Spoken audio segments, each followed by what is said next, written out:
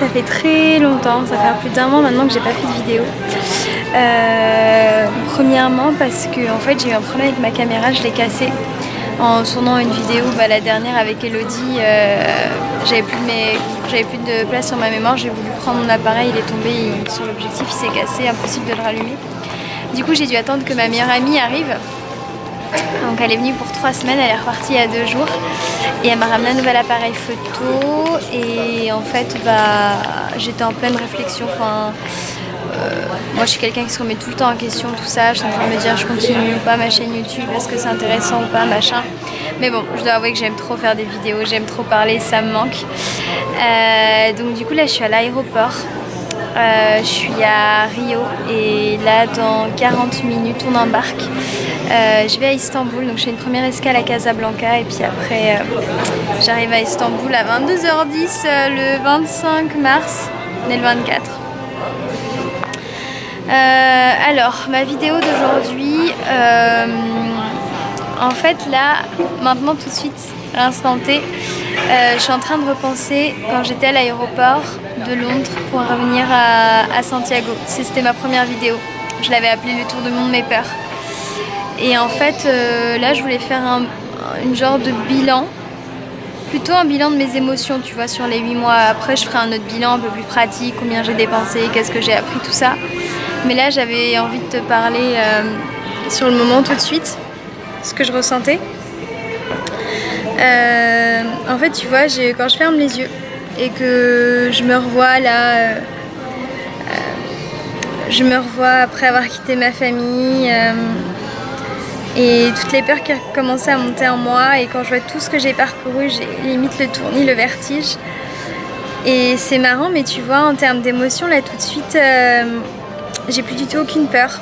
Après 8 mois, tu me diras, c'est quand même mieux. Mais ouais, j'ai plus du tout peur. J'ai plus cette peur d'être seule. J'ai plus cette peur de pas y arriver. J'ai plus cette peur de me perdre. J'ai plus cette peur de ce qu'il m'arrive quelque chose. Est-ce que j'arrive pas à m'adapter au pays? Tout ce genre de choses. Tout ça, c'est parti en fait. Et c'est parti assez vite.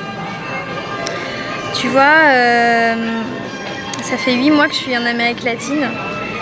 Et en fait, les seules fois où je me suis sentie seule, j'étais jamais physiquement toute seule. C'est-à-dire que c'était pas un moment où, tu vois, je me suis mise devant un beau paysage et je me suis assise et que j'ai contemplé. Les fois où je me suis sentie seule, c'est finalement comme les fois où je me suis sentie seule en France, en étant entourée de personnes et en étant dans mes pensées. Parce que quelqu'un a dû commencer un sujet et ça m'a fait réfléchir à certaines choses qui m'ont du coup déconnectée aux autres et m'ont fait sentir seule. Mais en fait, ce que j'ai vraiment appris et ce qui m'a vraiment réconfortée, c'est que je pensais que j'allais avoir peur d'être toute seule. Et tu vois, j'ai compris qu'on n'est jamais seul. Jamais, jamais, jamais, jamais seul. Tu vois, par exemple, quand je m'assois tout à l'heure, je suis allée dans un de mes endroits préférés de Rio, c'est la plage de Flamengo. Parce qu'il n'y a jamais personne là-bas. Et tu as une jolie vue sur le pain de sucre.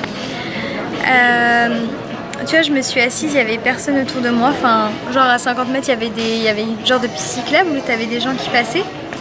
Mais voilà, j'étais assise, j'étais accompagnée de personne et tu vois, j'avais le vent qui me caressait le visage. J'avais mes yeux qui étaient posés sur quelque chose de vraiment magnifique et mes pensées qui étaient connectées à tout ça. Et là, je me suis dit tout au long du voyage, un peu qu'aujourd'hui, mais que si à punaise, mais non, je suis pas toute seule. Je sens ce vent là qui est en train de me toucher, le vent est présent. Je vois ce magnifique pain de sucre par exemple, avec les téléphériques qui montent et qui descendent. Et en fait, tu te rends compte qu'on est connecté en fait, qu'on est connecté à tout ce qui nous entoure, que ce soit un être humain qui soit à côté, qui n'est même pas en train de te parler, mais il y a une connexion qu'il a, elle est juste invisible. Que ce soit quand j'étais assise sur le sable et que je regardais ce pain de sucre, j'étais connectée. Enfin, j'étais assise sur ce sable et mes yeux étaient posés sur ce pain de sucre et qui m'a amenée à réfléchir des choses diverses et variées. Et puis quand c'est pas un endroit, bah évidemment des personnes qui viennent te voir. Enfin, en fait, on est vraiment un être de relation et c'est vraiment ce que j'ai pu expérimenter et que je vais encore expérimenter. J'ai l'impression de parler comme si tout était fini. Là, je suis en train de repenser à toutes ces magnifiques personnes qui sont entrées dans ma vie, qui ont fait que mon voyage est ce qu'il a été grâce à eux. Et je leur en suis infiniment reconnaissante. Tu vois, ça a été franchement à chaque fois des rencontres assez... j'ai eu pas mal de rencontres inattendues. Il y en a d'autres, bah oui, qui se font plus, on va dire, naturellement quand tu es dans une auberge de jeunesse ou quand tu fais une excursion, ce genre de choses. Forcément, il y a d'autres personnes, donc tu vas leur parler. Mais des fois, c'est des personnes qui sont... Ça peut être un chauffeur de taxi, ça peut être... ça peut être par rapport à des couchsurfing, ce genre de choses, tu vois. Et en fait, vraiment, si je dois résumer la chose, j'ai jamais, en 8 mois de voyage, j'ai toujours été avec quelqu'un. À quelques fois, comme aujourd'hui, tu vois, c'était mon dernier jour, du coup, comme je t'ai dit, en Amérique latine. Et les filles, elles sont parties en bloco, j'ai un peu hésité et je me suis dit non, j'ai envie d'aller marcher toute seule. Dans Rio, dans mes endroits préférés, essayer de me connecter à cette ville une dernière fois. Et voilà, et certes, à certains moments, je sentais ce besoin, tu vois, d'avoir un peu mon espace et pouvoir contrôler qui y entre, qui n'y entre pas. Voilà, mes émotions sont très positives. Je me rends compte que, franchement, je me suis jamais sentie en insécurité. J'ai eu 2 petits événements une fois que je te raconterai dans une vidéo, mais qui finalement se sont bien terminés. Et donc tu vois, dans l'ensemble, je peux vraiment dire que l'Amérique latine,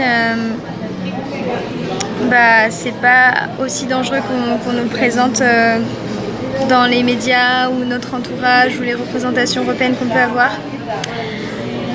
J'ai rencontré tellement de personnes bienveillantes qui ont pu me dire non mais faut pas passer par là, attention, là ça craint, cet endroit là je te le déconseille à telle heure. Et vraiment c'est arrivé plusieurs fois. Et donc tu vois, je peux te dire que sur Terre il y a beaucoup plus de bien que de mal, il y a beaucoup plus de bonnes personnes que de mauvaises personnes. Et ouais, et en fait tout ça c'est rassurant. Vraiment, je me sens rassurée, je sais pas pourquoi, mais tu vois, c'est hyper réconfortant de se dire que sur cette terre, contrairement à ce que je pouvais penser, qui était peuplée entre guillemets de connards, que non, en fait ce sont juste certaines personnes et en fait ça dépend où tu veux mettre ton focus. Voilà, qu'est-ce que je peux te dire d'autre au niveau de mes émotions? J'en ai pris vraiment plein la vue. Je pense que grâce à ce voyage, un rien peut m'émerveiller maintenant. Et j'espère vraiment pouvoir continuer à cultiver ça, tu vois. C'est quelque chose de